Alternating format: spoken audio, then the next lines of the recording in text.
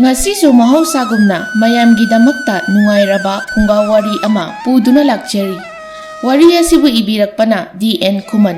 Wari asigi mamingna Eroi gi Nupi Thambal. Thaina mamangai ngalingai matam amada Thambal kaubi nupi ama leirami.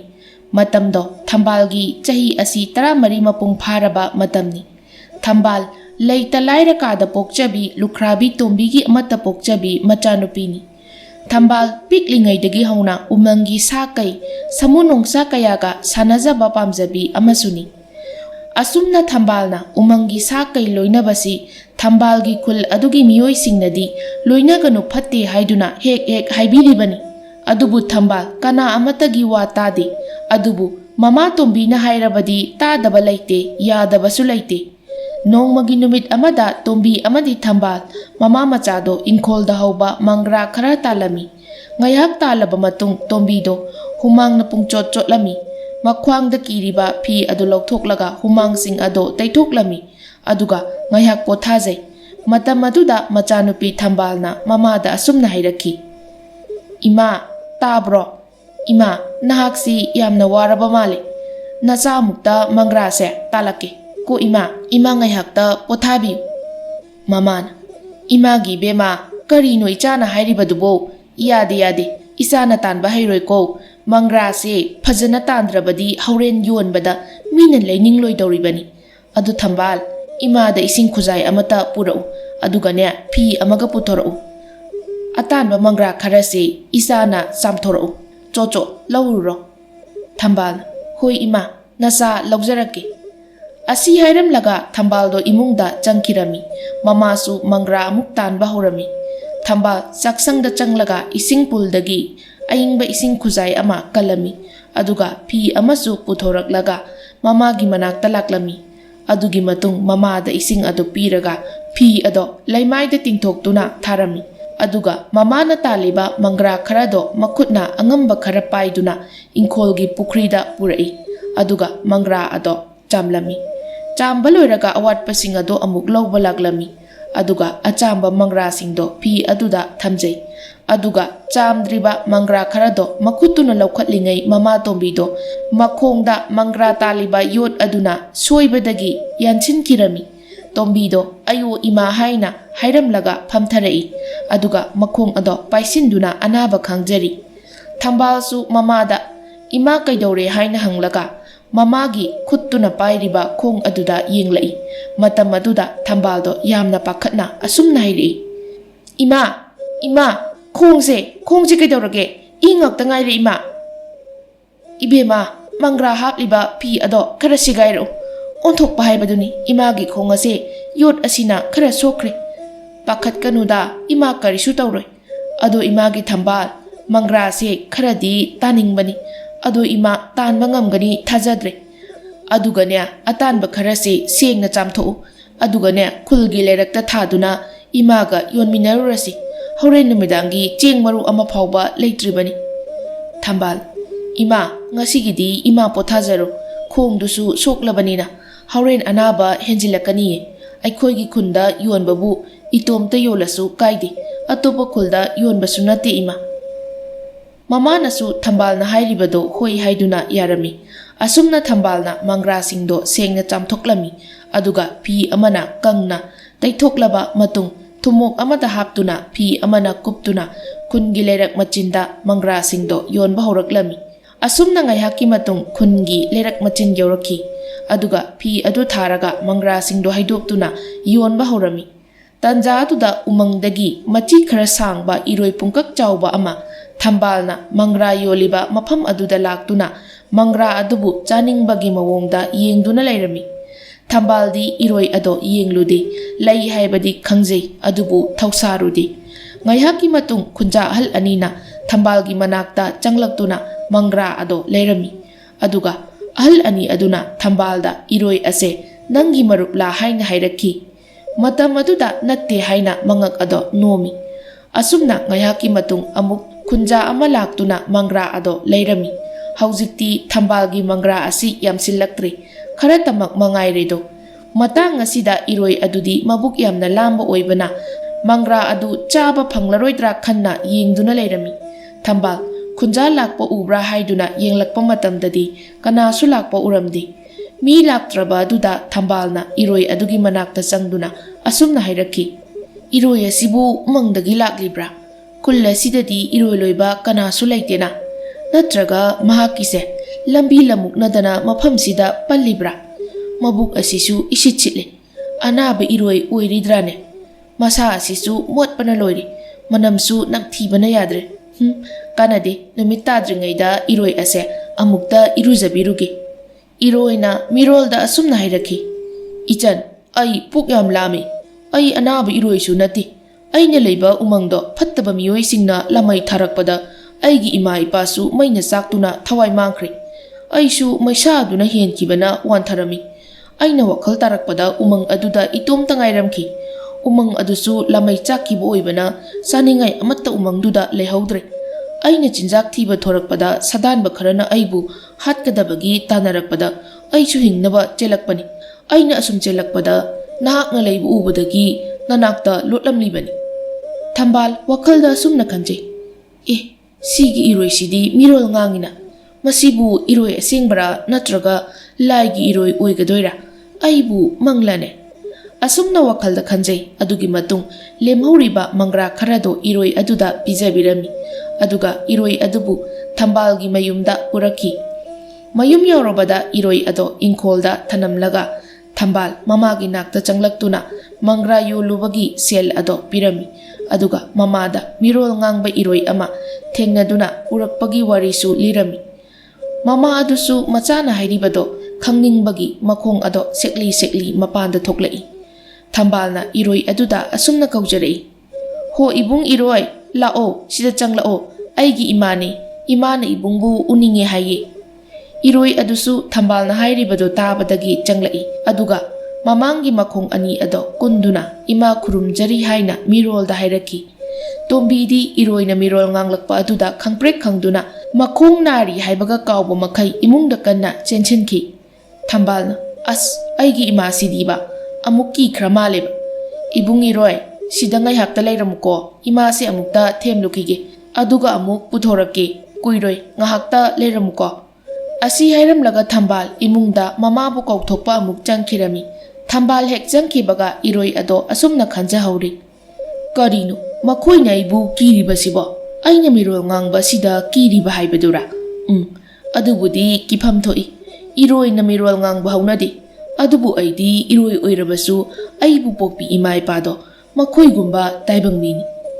ꯑꯁꯨꯝꯅ ꯈꯟꯗꯨꯅ ꯂꯩꯔꯤꯉꯩ ꯊꯝꯕꯥꯜꯁꯨ ꯃꯃꯥꯒ ꯃꯄꯥꯟꯗ ꯊꯣꯛꯂꯛꯏ꯫ ꯑꯗꯨꯒ ꯊꯝꯕꯥꯜꯅ ꯃꯃꯥꯗ ꯐꯖꯅ ꯍꯥꯏꯔꯝꯃꯤ꯫ ꯑꯁꯨꯝꯅ ꯍꯥꯏꯔꯕ ꯃꯇꯨꯡ ꯃꯃꯥ ꯑꯗꯨꯅꯁꯨ ꯏꯔꯣꯏ ꯑꯗꯨꯗ ꯑꯀꯤꯕ ꯄꯣꯛꯈꯤꯗ꯭ꯔꯤ꯫ ꯊꯝꯕꯥꯜꯅ ꯃꯃꯥꯗ ꯍꯥꯏꯔꯒ ꯏꯔꯣꯏ ꯑꯗꯨꯕꯨ ꯊꯝꯕꯥꯜꯅ ꯏꯔꯨ ꯂꯨꯖꯕꯤꯔꯝꯃꯤ꯫ ꯏꯔꯣꯏ ꯑꯗꯨꯅ ꯊꯝꯕꯥꯜꯕꯨ ꯍꯥꯏꯅꯤꯡꯉꯥꯏ ꯂꯩꯇꯅ ꯊꯥꯒꯠꯂꯝꯃꯤ꯫ ꯄꯨꯡꯖꯥ ꯈꯔꯒꯤ ꯃꯇꯨꯡ ꯅꯨꯃꯤꯠꯁꯨ ꯇꯥꯈ꯭ꯔꯦ꯫ ꯊꯝꯕꯥꯜꯅ ꯏꯔꯣꯏꯗ, "ꯏꯕꯨꯡ ꯏꯔꯣꯏ, ꯅꯍꯥꯛꯇꯤ ꯀꯔꯤ ꯆꯤꯟꯖꯥꯛ ꯆꯥꯒꯅꯤ?" ꯍꯥꯏꯅ ꯍꯪꯂꯛꯈꯤ꯫ ꯃꯇꯝ ꯑꯗꯨꯗ ꯏꯔꯣꯏꯅ ꯑꯁꯨꯝꯅ ꯍꯥꯏꯔꯛꯈꯤ, "ꯏꯆꯟ, ꯑꯩꯗꯤ ꯅꯈꯣꯏꯅ ꯆꯥꯕ ꯆꯥꯛꯇꯣ ꯅꯍꯥꯛꯀꯤ ꯆꯥꯂꯨꯛ ꯑꯃꯒꯤ ꯆꯥꯡ ꯄꯤꯕꯤꯌꯨ꯫ ꯑꯩꯗꯤ ꯏꯔꯣꯏ ꯑꯣꯏꯔꯕꯁꯨ ꯃꯤꯑꯣꯏꯕꯒꯤ ꯆꯤꯟꯖꯥꯛ ꯅꯠꯇꯅ ꯆꯥꯗꯦ, ꯆꯥꯕꯁꯨ ꯍꯩꯇꯦ꯫ ꯑꯩꯒꯤ ꯋꯥꯔꯤ ꯃꯇꯥꯡ ꯆꯥꯕꯗ ꯏꯆꯟꯗ ꯂꯣꯏꯅ ꯂꯤꯒꯦ." ꯊꯝꯕꯥꯜ, "ꯍꯣꯏ ꯌꯥꯏꯌꯦ, ꯂꯤꯕꯤꯌꯣ ꯏꯕꯨꯡ. ꯑꯗꯣ ꯏꯕꯨꯡ, ꯇꯨꯝꯕꯗꯤ ꯀꯗꯥꯏꯗ ꯇꯨꯝꯒꯅꯤ? ꯏꯃꯨꯡꯗ ꯑꯣꯏꯅ ꯇꯨꯝꯒꯗ꯭ꯔꯥ?" ꯏꯔꯣꯏ ꯑꯗꯨꯅ, "ꯏꯆꯟ, ꯑꯩꯗꯤ ꯏꯃꯨꯡꯗꯗꯤ ꯇꯨꯝꯂꯔꯣꯏꯒꯦ. ꯏꯆꯟꯒꯤ ꯏꯃꯥꯒ ꯉꯥꯛꯄ ꯑꯣꯏꯅ ꯃꯄꯥꯟꯗ ꯑꯣꯏꯅ ꯇꯨꯝꯒꯦ꯫ ꯑꯗꯣ ꯉꯁꯤꯗꯤ ꯊꯦꯡꯉꯦ. ꯍꯌꯦꯡꯅꯦ ꯑꯩꯒꯤ ꯇꯨꯝꯐꯝ ꯁꯦꯝꯅꯕ ꯆꯔꯨ ꯈꯔ ꯂꯧꯕꯨꯛꯇꯒꯤ ꯍꯣꯜꯂꯨꯁꯤꯀꯣ ꯏꯆꯟꯒ." ꯊꯝꯕꯥꯜꯅ, ꯍꯣꯜꯂꯨꯁꯦ. ꯑꯗꯣ ꯏꯕꯨꯡ, ꯉꯁꯤꯗꯤ ꯐꯤ ꯑꯣꯏꯅ ꯁꯨꯞꯄꯁꯤꯀꯣ. ꯆꯔꯨꯗꯤ ꯍꯌꯦꯡ ꯍꯣꯜꯂꯁꯤ." ꯑꯁꯨꯝꯅ ꯋꯥꯔꯤ ꯈꯔ ꯁꯥꯔꯕ ꯃꯇꯨꯡ ꯏꯃꯨꯡꯗ ꯆꯪꯂꯛꯈꯤ꯫ ꯑꯗꯨꯒ ꯃꯃꯥꯗ ꯏꯔꯣꯏꯒꯤꯁꯨ ꯆꯥꯛ ꯄꯤꯖꯁꯤ ꯍꯥꯏꯔꯝꯃꯤ꯫ ꯃꯃꯥꯅꯁꯨ ꯍꯣꯏ ꯄꯤꯖꯁꯤ ꯍꯥꯏꯔꯛꯈꯤ꯫ ꯑꯁꯨꯝꯅ ꯅꯨꯃꯤꯗꯥꯡꯒꯤ ꯆꯥꯛ ꯆꯥꯔꯕ ꯃꯇꯨꯡ ꯄꯣꯊꯥꯅꯈꯤ꯫ ꯃꯊꯪꯒꯤ ꯅꯨꯃꯤꯠꯅꯤ ꯑꯌꯨꯛ ꯆꯥꯛ ꯆꯥꯅꯔꯕ ꯃꯇꯨꯡ ꯊꯝꯕꯥꯜꯗꯣ ꯊꯧꯔꯤ ꯑꯃ パꯏꯗꯨꯅ ꯏꯔꯣꯏꯒꯤ ꯅꯥꯛꯇ ꯆꯪꯂꯛꯏ꯫ ꯑꯗꯨꯒ ꯏꯔꯣꯏꯗ ꯆꯔꯨ ꯍꯣꯟꯕ ꯆꯠꯂꯨꯁꯤ ꯍꯥꯏꯅ ꯍꯥꯏꯔꯝꯃꯤ꯫ ꯃꯇꯝ ꯑꯗꯨꯗ ꯏꯔꯣꯏꯅ ꯐꯅꯦꯛ ꯅꯠꯇꯕ ꯑꯣꯏꯅ ꯁꯦꯠꯂꯛꯎ ꯍꯥꯏꯔꯛꯈꯤ꯫ ꯊꯝꯕꯥꯜꯗꯤ ꯏꯔꯣꯏꯅ ꯑꯗꯨꯝꯅ ꯍꯥꯏꯔꯛꯄ ꯑꯗꯨꯗ ꯀꯔꯤ ꯃꯔꯝꯒꯤꯅꯣ ꯍꯥꯏꯅ ꯉꯥꯏꯍꯥꯛ ꯈꯟꯗꯨꯅ ꯂꯩꯔꯝꯃꯤ꯫ ꯃꯇꯝ ꯑꯗꯨꯗ ꯏꯔꯣꯏꯅ ꯃꯉꯣꯟꯗ "ꯇꯣꯡꯒꯗꯣꯏꯅꯤ, ꯈꯣꯡꯅ ꯆꯠꯂꯕꯗꯤ ꯅꯍꯥꯛ ꯋꯥꯒꯅꯤ, ꯑꯗꯨꯒꯤꯅꯤ" ꯍꯥꯏꯅ ꯍꯥꯏꯔꯝꯃꯤ꯫ ꯊꯝꯕꯥꯜꯁꯨ ꯍꯣꯏ ꯍꯥꯏꯔꯒ ꯐꯅꯦꯛ ꯑꯗꯣ ꯁꯤꯟꯗꯣꯛꯂꯝꯃꯤ꯫ ꯑꯗꯨꯒꯤ ꯃꯇꯨꯡ ꯏꯔꯣꯏ ꯑꯗꯣ ꯀꯨꯟꯊꯔꯛꯈꯤ꯫ ꯑꯗꯨꯒ ꯏꯔꯣꯏꯒꯤ ꯃꯅꯥꯛꯇ ꯊꯝꯕꯥꯜꯗꯣ ꯇꯣꯡꯗꯨꯅ ꯂꯧꯕꯨꯛ ꯇꯥꯕ ꯂꯝꯕꯤꯗ ꯂꯥꯛꯂꯝꯃꯤ꯫ Thambalna iroi tongduna chatlibadu ubada kunja angang kaya chenthoraptuna iche Thambaldi iroi tonge nungairamgani ye haina hainarami. Aduga kunja ahalsingnadi Thambalse ngawra jatla nupinabu iroi tonge haina hainari. Adubu Thambaldi iroigi managanda harauna tongje. Asumna labuk yauraba matung Thambalna iroida mafam khara koirusi haina hairami. Eroi adusu hoi haiduna yarami. Asumna eroi adusu mafam kharada Thambalbu tonghanduna pubirami. Ngaiha koiruraba matung charu mapun achauba ama thauriduna punduna mayumda amuk halaki. Mayumda hek changkibaga Thambalbu uhauba miyoi kayana kadaidagi eroino makhoigi eroira haina hainahori. Asumna hojikti Thambaldo eroiga laiminaba phanglakpadagi masada awaba mata pokhidre. Eroi adubu miyoiba amani khanna wakhalda adum khanjai.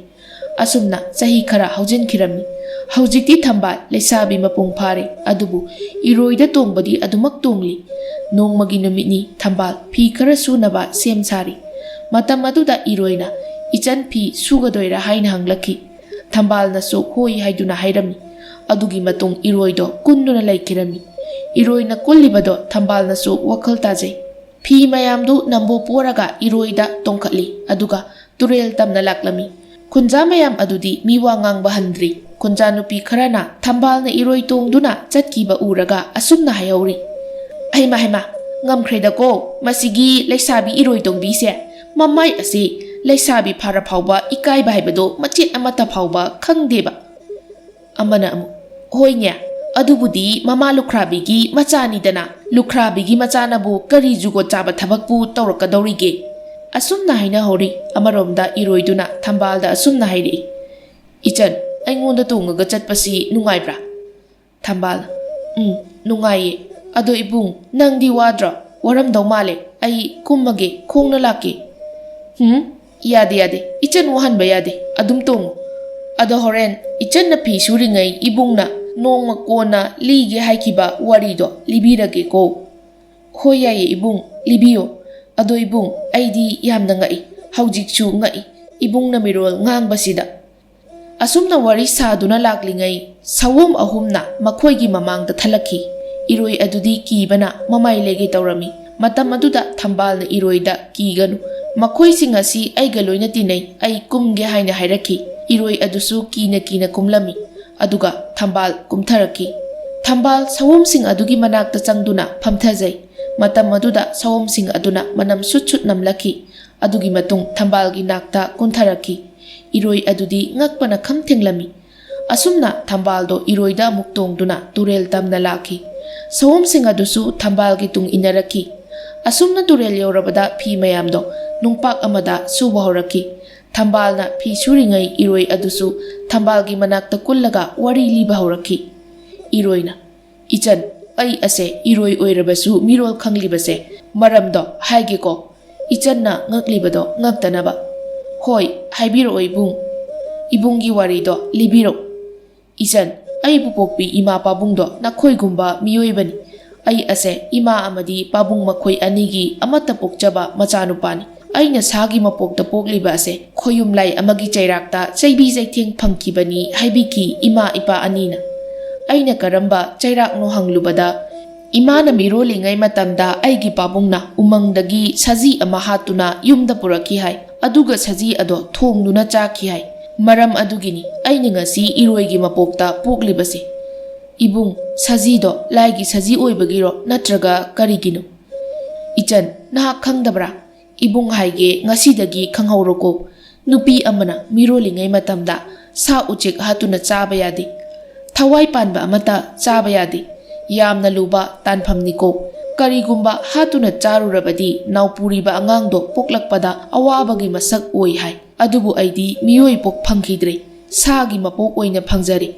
Macha aina eroigi mapok poklakpa adudagi aigi ipa imasu khulda leiba ikairaduna umangda aiga punna laiminaki. Adubu laibak thiba thawdoktuna maram oiraga ipa ima animak thawai thakibani. Lamai chaklibado ahing tumlingai matam oibana hingnaba chenba sungamkhide. Waridi makha mayam ama leiri adubu liraroige. Adoibung wahang amatanga hangjaningi. Ibungse eroigi mapoksida dumak laikhidra natraga ꯃꯤꯑꯣꯏꯕꯒꯤ ꯃꯄꯣꯛꯇ ꯑꯃꯨꯛ ꯍꯜꯂꯛꯈꯤꯗ꯭ꯔꯥ? ꯏꯕꯨꯡꯒꯤ ꯋꯥꯔꯤꯁꯦ ꯇꯥꯔꯒ ꯅꯆꯟ ꯑꯩꯗꯤ ꯊꯃꯣꯏ ꯌꯥꯝꯅ ꯀꯥꯏꯔꯦ ꯏꯕꯨꯡ. ꯏꯆꯟ, ꯄꯨꯝꯅꯃꯛ ꯃꯄꯨ ꯃꯥꯒꯤ ꯀꯨꯝꯍꯩꯅꯤ. ꯑꯩꯅ ꯀꯔꯤꯕꯨ ꯈꯪꯒꯅꯤ? ꯑꯩ ꯍꯥꯏꯐꯝ ꯈꯪꯗꯦ ꯏꯆꯟ. ꯑꯗꯣ ꯐꯤꯗꯨ ꯁꯨꯕ ꯂꯣꯏꯗ꯭ꯔꯤꯕ꯭ꯔꯣ? ꯏꯃꯥꯗꯣ ꯃꯇꯣꯝꯇ ꯅꯨꯡꯉꯥꯏꯔꯝꯃꯔꯣꯏ. ꯏꯕꯨꯡ, ꯂꯣꯏꯗꯧꯔꯦ. ꯑꯗꯣ ꯏꯕꯨꯡ, ꯏꯕꯨꯡꯅ ꯅꯆꯟꯒꯤ ꯌꯨꯝꯗ ꯍꯦꯛ ꯂꯩꯔꯛꯄ ꯃꯤꯀꯨꯞꯇꯒꯤ ꯏꯃꯥꯁꯨ ꯑꯩꯁꯨ ꯌꯥꯝꯅ ꯍꯔꯥꯎꯈꯤ. ꯏꯃꯥ ꯑꯩꯈꯣꯏꯅꯤꯈꯛ ꯂꯩꯔꯤꯉꯩꯗꯗꯤ ꯋꯥꯈꯜꯁꯦ ꯅꯨꯡꯉꯥꯏꯐꯝ ꯈꯪꯂꯝꯗꯦ. ꯑꯗꯣ ꯏꯕꯨꯡ, ꯐꯤ ꯁꯨꯕꯁꯨ ꯂꯣꯏꯔꯤ. ꯐꯤ ꯃꯌꯥꯝꯁꯦ ꯌꯣꯝꯁꯤꯜꯂꯛꯈꯤꯒꯦ. ꯑꯗꯣ ꯏꯕꯨꯡꯁꯨ ꯏꯔꯨꯖꯊꯣꯛꯎ, ꯑꯩꯅ ꯐꯤ ꯃꯌꯥꯝꯁꯦ ꯌꯣꯝꯂꯤꯉꯩ. ꯑꯁꯤ ꯍꯥꯏꯔꯕ ꯃꯇꯨꯡ ꯏꯔꯣꯏ ꯑꯗꯣ ꯇꯨꯔꯦꯟꯗ ꯀꯨꯝꯗꯨꯅ ꯏꯔꯨꯖꯔꯝꯃꯤ. ꯅꯥꯀꯟ ꯑꯃꯔꯣꯝꯗꯅ ꯉꯁꯥꯏ ꯊꯝꯕꯥꯜꯒꯤ ꯃꯇꯨꯡꯗ ꯏꯅꯔꯛꯈꯤꯕ ꯁꯑꯣꯝꯁꯤꯡꯗꯣ ꯃꯈꯣꯏꯁꯨ ꯂꯥꯏꯑꯣꯏꯔꯕ ꯁꯑꯣꯝ ꯉꯥꯛꯇ ꯑꯣꯏꯔꯝꯃꯤ. ꯃꯔꯝ ꯑꯗꯨꯅ ꯏꯔꯣꯏꯒꯤ ꯅꯤꯡꯕ ꯀꯥꯏꯕꯒꯤ ꯋꯥꯔꯤꯗꯣ ꯇꯥꯕꯗ ꯃꯇꯦꯡ ꯈꯔꯗꯤ ꯄꯥꯡꯂꯒꯦ ꯅꯤꯡꯂꯝꯃꯤ. ꯑꯁꯨꯝꯅ ꯁꯑꯣꯝꯁꯤꯡ ꯑꯗꯨꯁꯨ ꯃꯈꯣꯏꯅ ꯂꯩꯔꯤꯕ ꯎꯃꯪ ꯇꯝꯅ ꯆꯠꯈꯤꯔꯝꯃꯤ. ꯉꯥꯏꯍꯥꯛꯀꯤ ꯃꯇꯨꯡ ꯏꯔꯣꯏ ꯑꯃꯗꯤ ꯊꯝꯕꯥꯜꯁꯨ ꯃꯌꯨꯝꯗ ꯍꯜꯂꯛꯈꯤ. ꯐꯠꯇꯕ ꯅꯨꯄꯥ ꯈꯔꯅ ꯂꯥꯡ ꯑꯆꯧꯕ ꯑꯃ ꯊꯥꯛꯂꯒ ꯏꯔꯣꯏ ꯑꯃꯗꯤ ꯊꯝꯕꯥꯜꯕꯨ ꯐꯥꯔꯝꯃꯤ. ꯑꯗꯨꯒ ꯀꯅꯥꯁꯨ ꯎꯔꯣꯏꯗꯕ ꯎꯃꯪ ꯑꯃꯗ ꯄꯨꯔꯛꯇꯨꯅ ꯊꯝꯕꯥꯜꯕꯨ ꯃꯈꯣꯡ ꯃꯈꯨꯠ ꯄꯨꯟꯗꯨꯅ ꯊꯝꯂꯝꯈꯤ. ꯊꯝꯕꯥꯜꯕꯨ ꯄꯨꯟꯈꯤꯕ ꯑꯗꯨꯗ ꯏꯔꯣꯏ ꯑꯗꯣ ꯈꯣꯡꯗꯨꯅ ꯀꯣꯏꯆꯦꯟ ꯆꯦꯜꯂꯤ. ꯃꯇꯝ ꯑꯗꯨꯗ ꯃꯤꯐꯠꯇꯁꯤꯡ ꯑꯗꯨꯅ ꯏꯔꯣꯏ ꯑꯗꯨꯕꯨ ꯃꯉꯛꯇ ꯊꯧꯔꯤ ꯊꯨꯗꯨꯅ ꯏꯔꯣꯏ ꯑꯗꯨꯁꯨ ꯎꯈꯣꯡ ꯑꯃꯗ ꯄꯨꯟꯁꯤꯜꯂꯝꯃꯤ.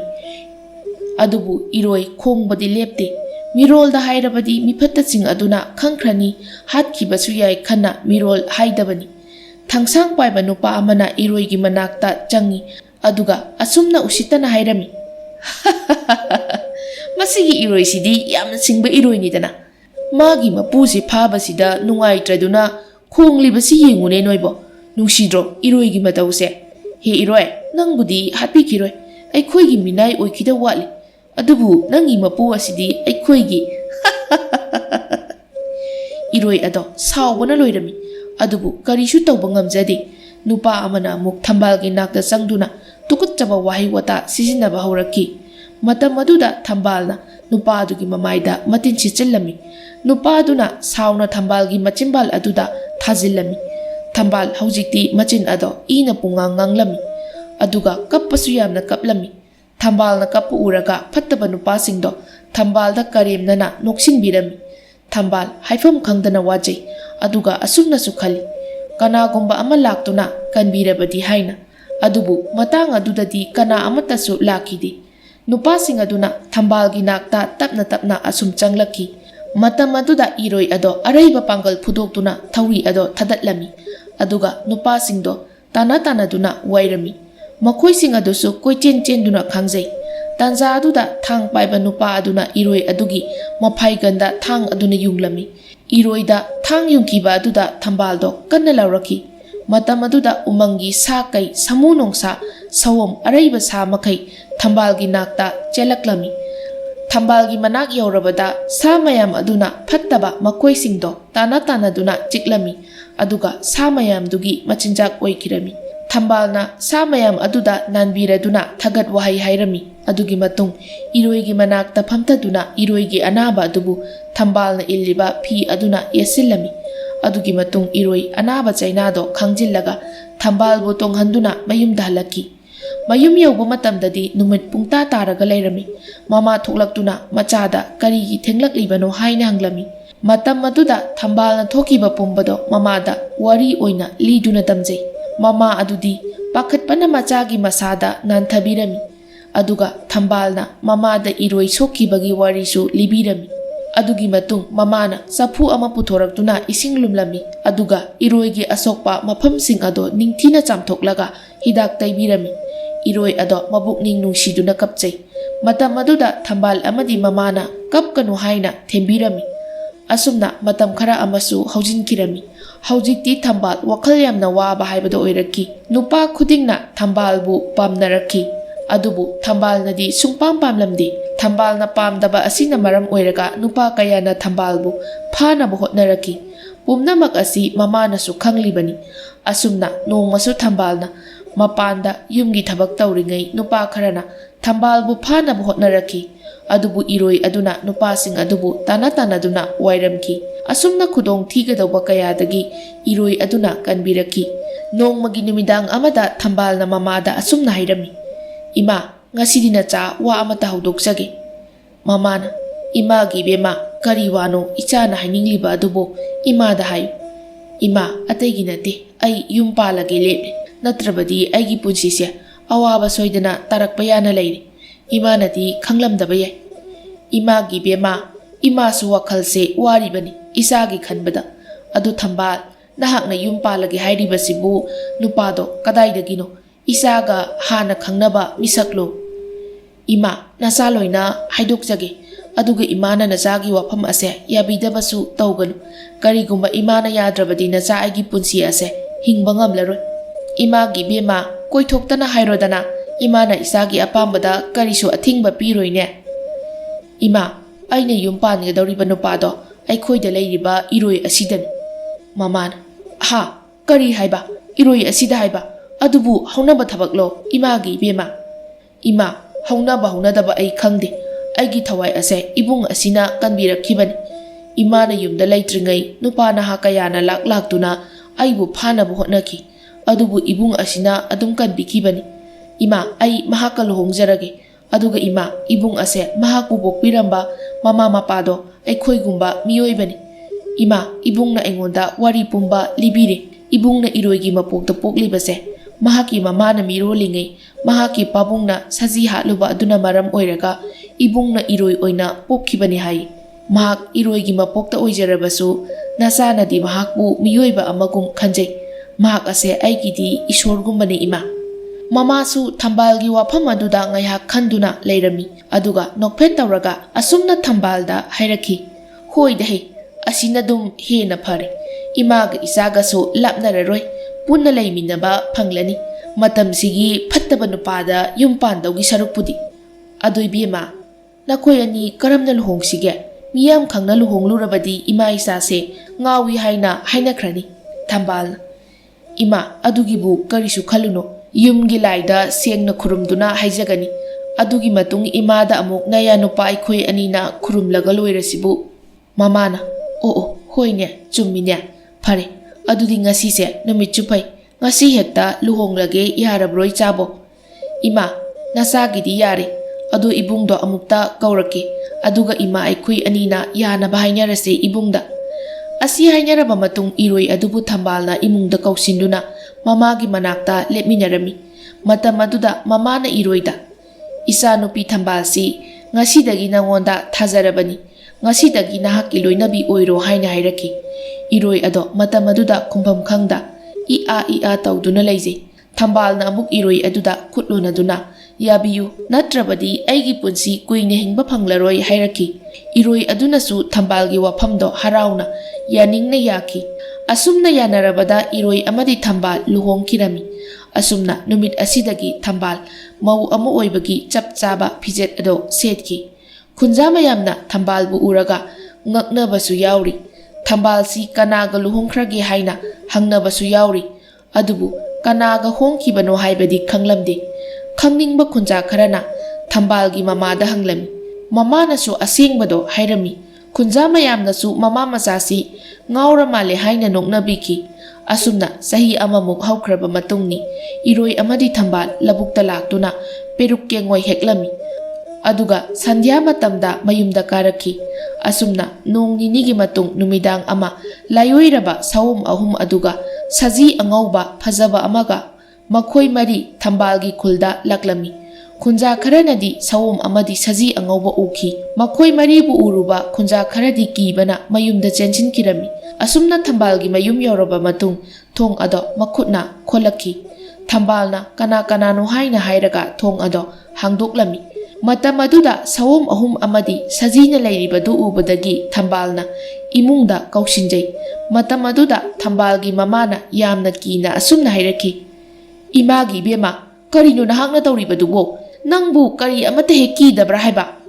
Thambalna, ima aigi marup ngaktane kaigi kidoino. Aidi umangi sadi kide. Aina kibadi wakhal warakpa ngamdaba miyoibasingni ima. Asumna hainaringai Eroi adusu changlaki aduga sagi maronda lagliba makhoi maribu thagatlami. Aduga Eroido sajida munna yengduna lairami. Eroina sajida munna yengduna laikibado sawum amadi Thambal mama machanasu urami. Thambaldi maram khangjai adubu mama adunadi khanglamde. Iroina makhong anido kunduna saji adugi mamangda kurumbagi mawongda leijai aduga iroi adugi mamit animak pirang sinthaki. Saji aduna mironda asumna hairaki. Nupa macha aina laklibase nahaki awababu kokpige khanna laklibani. Nahaki naran karisu laite lalibadi nahaki babung aduni. Adubu haujikti karisu waraganu. Ai ase saji nate. Ai ase lairembini. Nahaki ima babungna aroibu oikiba umang aduda aisu lairakibani. Nakhoina awaba takibado nakhoigi naranani. Ado nupa macha nahak haujikti migi mapokta aina olhallagani. Nahaki wari pumba sawom ahumsina aigi nakta laktuna tamlakkibani. Makhoi ahumna nahaki loinabi Thambalbu yamna nungsi. Nahaki loinabi Thambal ase sa sanda luna tawjaba nupi amasuni. Nakhoi ani luhongle tabada yamna su harauki. Aduga nakhoi anibu uraga khunja mayam amadi atopa miwei kayana noknabiba karemnabibasi uraga aisu nungaite. Maram adunani aina ngasi nakhoigi nakta laklibase. Thambal mahangna iliba phi aduna makut anina phigau sana asumna hairaki. Ima lairembi namomna phigau sana nijari. Ibungi phibam ase aikhoigumna amukta ohenbiramuko ima. Sajina imom ibema phare naha karisu waganu. Adubune simadi hairamge ngakna chatluko. Mirolingai matamda sa san hatpa tuppa yadeko. Mase nakhoina sidri phauba kauganu. Phare adudi iroi namit ushilu. Asi hairaba matung iroi ado mamit ushilhalami. Adugi matung saji ado lairemigi saktamda olaki. Aduga makhut aduna iroigi masada ahumlak nantharami. Asumna hek nanthaba loibaga iroi ado miyoibagi saktamda olaki. Madu ubada mama amadi Thambal yamna haraujaki. Aduga sawom ahum adudasu kurumjaki. Pumnamak asi sawom ahum aduna hotnabibagi nungsibibagini haina khanjaki. Asumna makhoising ado ngaihak wari sanarami. Aduga sawom amadi lairembido hankirami. Mathangi numitni khunja kharana Thambalgi yumlanduna thabak chatkiba miyoi kharana Thambal khoida nupa ama leiba urami. Adubu thoidokpadi khalamde. Amaromda Thambal na harauna chak thongba loireduna mamaga makhoi ahum charami. Adugi matung Thambal amadi mapuroibado kada changlaki. Aduga Thambal na asumna hairaki. Ibung haujikti nachan ai pele pokpagi mahai yanjari. Ado ibung nahakse nasaksu phajai. Ado ibungi ming kari kauge. Aidi ibungi minga khangdri. Ichan aigi ming khangde kaina laknariro nangise. Aya ibung ai khangdabagini haiba. Khangagabu hangkidro. Ngawinge. O nangsi tasengna khangdeba. Phare phare aigi ming iroi kawi haibase khangdro. Aisi imana hek poklakpadagi pabungnasu imanasu imagi iroi ipagi iroi haina adum kawi. Nangnasu ibung iroi kauriduni. Thambal nokpet tauraga. Aise iroigi nupi tarine ko. Hoi mani nangse iroigi nupi ningthibi Thambal. Asi hairaga nokminarami. Asumna matam kharagi matung khunja mayamnasu Thambalgi nupa masak khanglaki. Khunja mayamdo haujikti Thambalgi mafamda laknaramba karemnaramba mayamdo tokre. Khunja amana Thambalgi mamada asumna hairaki. Oh ine nahak aikhoida sauninglamgani tasengna aikhoidi khangludabagini. Ine na Thambal se iroida luhonge haibado aikhoidi sa iroini haina khandana noknarure. Adubu naya nupa iroi asidi mi oirame. Masakna marolama phajariba hek yengbada nupada nupani. Adu ine aikhoibu waraunuko. Warau deda kari daubagi warau phomthoke. Ine sune mi iroigani haihodre adunani. Ine na mi iroiga luhongbani hairamlabadi ine bu nakhoina lana uribase uramoi. Adu ine hoida laiba iroido aduga luhongba malurini. Adu iroido haujikti udre. Kadaida chatkrage ine? Ho aikhoida laiba iroido mangkre thiba phangkhidre. As yam nungaite ine. Ine hoigi iroi mangi hairise mabuk yamna phabane iroido. Asumna makhoida lana uramba khunja mayamdo haujikti lana amata unakhidre. Iroi amadi Thambalsu lamlaki sa uche kayabu luna tawbiki. Makhoina luna tawbiba uraga sa uche kaya nasu makhoi anigi angama mateng kaya panglaki. Asumna sa oiro miyoibabu oiro Thamoy sengnabu loinarabadi nungsinaragpa tabani, amana amagi mateng panglakpa tabani. Asumna hujikti Eroi amadi Thambal mamaga makhoi ahumdo khul aduda wata padana nungaina pankirami.